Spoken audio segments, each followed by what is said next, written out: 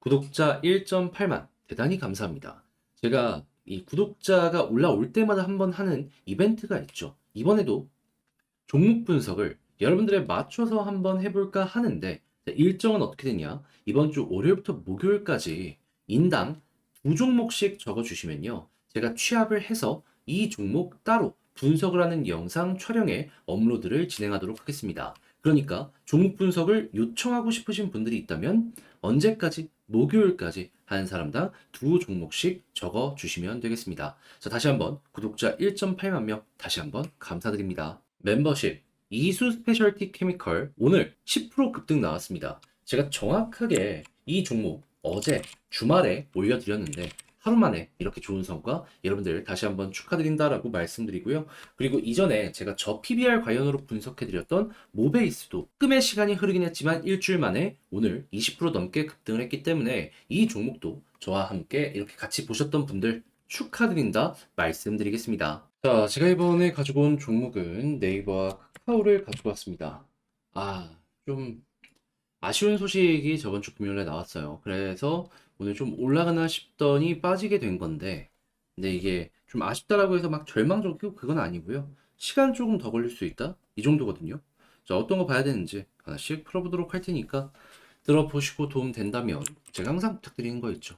구독과 좋아요, 알림 설정 한 번씩 눌러주시면 감사드리겠습니다. 자, 일단 제가 어떤 것 때문에 조금 아쉽다라고 하냐면 제가 항상 말씀드리는 거 있죠. 네이버와 카카오는 뭐다?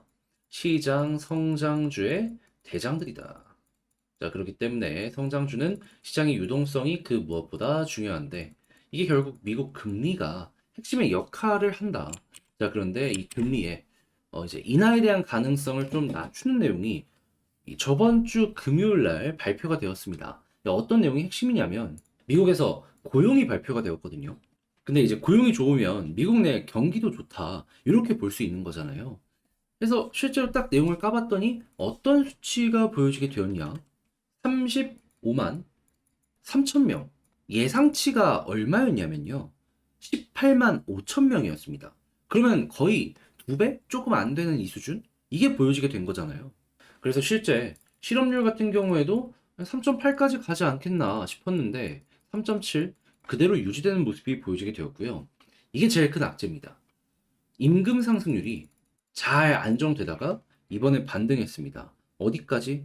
시간당 평균 임금은 전월 대비 0.6, 전년 동월 대비 4.5. 이것도 예상치 0.3, 4.1보다 못 돌았어요.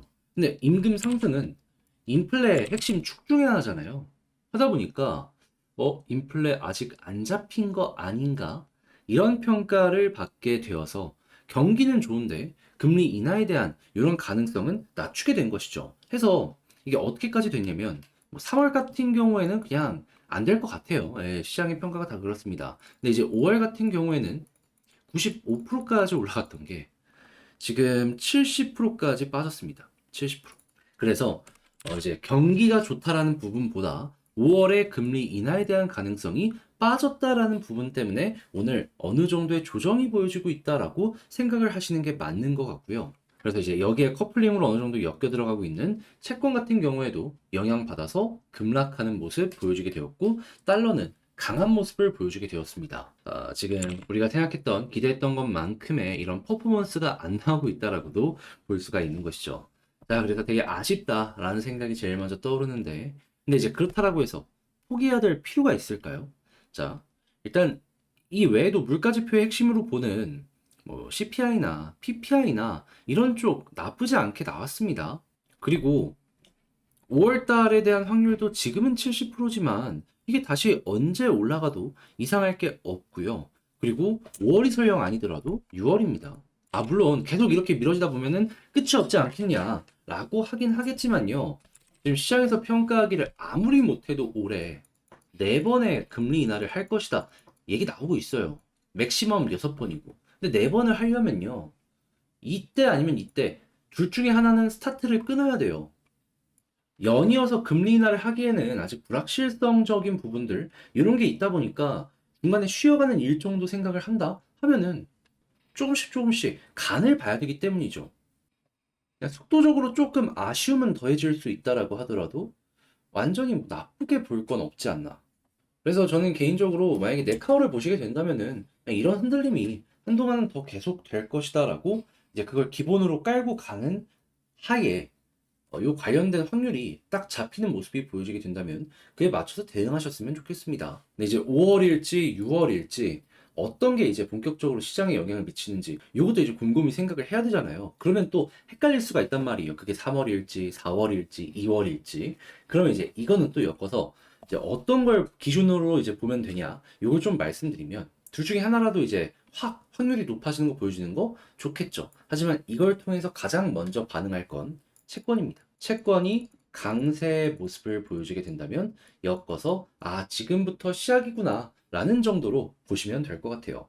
제가 정확하게 요 지점에서도 채권 얘기하면서 3월 달에 대한 가능성은 떨어졌지만 5월 달 채권 수급 들어오고 있다. 보자. 라고 설명을 드렸었잖아요. 마찬가지로 5월이 설령 안 된다라고 하더라도 6월에 대한 가능성과 함께 채권 쪽에 돈 들어오는 모습이 보여지게 된다면 이게 주가에 선반영이 된다라는 신호다. 이렇게도 볼 수 있기 때문에 이렇게만 보면은 조금 편안하게 이 시점을 잡아갈 수가 있는 거죠. 자, 그럼 이렇게 해서 금리 인하 한번 시작하기 시작하면 이제 우리가 생각할 수 있는 건 뭐냐? 올해 못해도 1%에서 1.5%까지 말은 좀 다 다릅니다.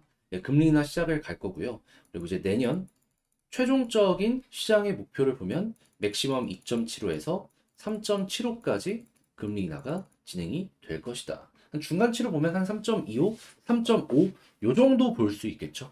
그러면 이러한 흐름이 연결되는 그 구간 내에서는 꾸준하게 유동성이 풀린다는 것이기 때문에 마찬가지로 꾸준한 상승을 생각을 하시면 되겠습니다.